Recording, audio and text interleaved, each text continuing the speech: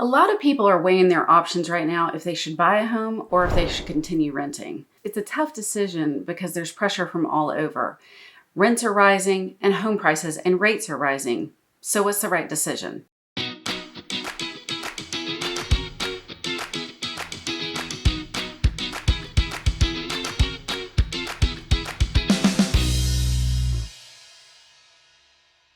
I'm Rebecca, the Mortgage Mentor. I'm here to make mortgages make sense and show people how to buy a home the smart way.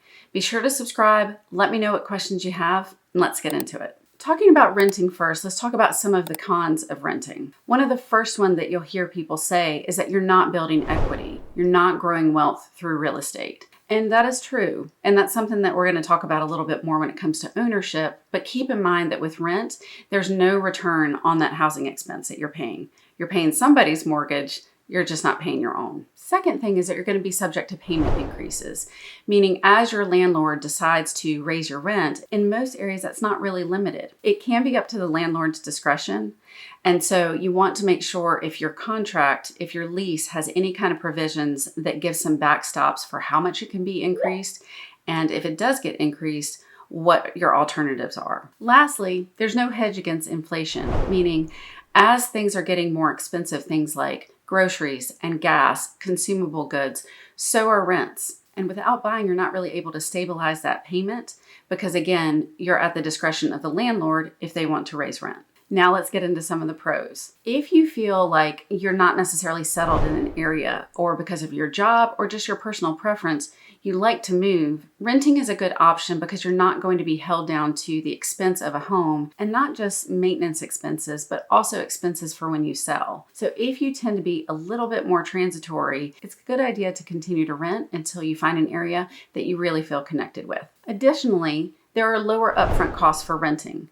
Typically, you'll have a security deposit and the first month's rent. That being said, when you're talking about buying a home, typically you're going to have a down payment, a minimum of around 3% of the sales price, and anywhere from 1.5% to as much as 4% of the sales price in closing costs. Those lower upfront costs of renting can help you secure housing of your preference at a lower upfront cost. Keep in mind that qualifications for renting are also easier than buying.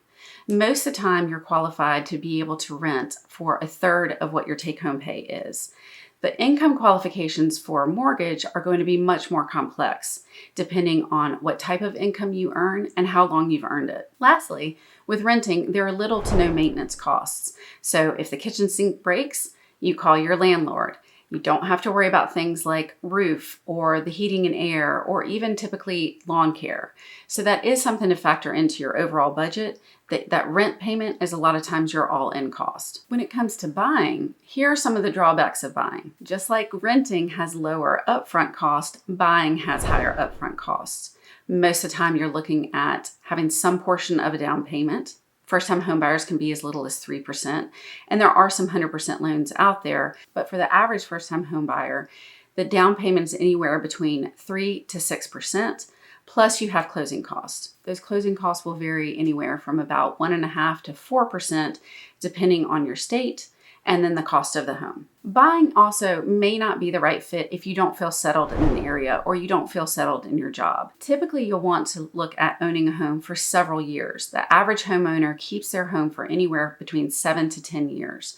There's not a drawback for selling sooner, but keep in mind that most of the time there are going to be realtor commissions, and even if there aren't realtor commissions, there's some kind of transactional costs that will factor into your sale. So if you don't feel settled, buying right now might not be the best choice. Keep in mind as well, depending on mortgage guidelines and what debts you have and what income you have, how you're paid and for how long, that may limit what you can buy. And if you're not buying something that you truly enjoy and are excited about, you could later have buyer's remorse. That buyer's remorse can be a little bit more difficult to solve, again, going back to the cost of selling a property. Now let's get into the pros of homeownership. Owning a home continues to be the #1 way for average Americans to grow wealth. Because it is basically forced savings, you need to have somewhere to live, so you're paying your mortgage, you're building up equity in the property. Equity being the difference between the balance that you owe and what your home is worth. Also, with home appreciation that we traditionally see in the market, you are compounding that equity growth by being able to ride that real estate market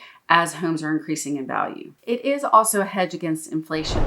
As other expenses become more expensive, things like gas and groceries, the fact that you own your home, if you have a fixed interest rate, really keeps that payment stabilized.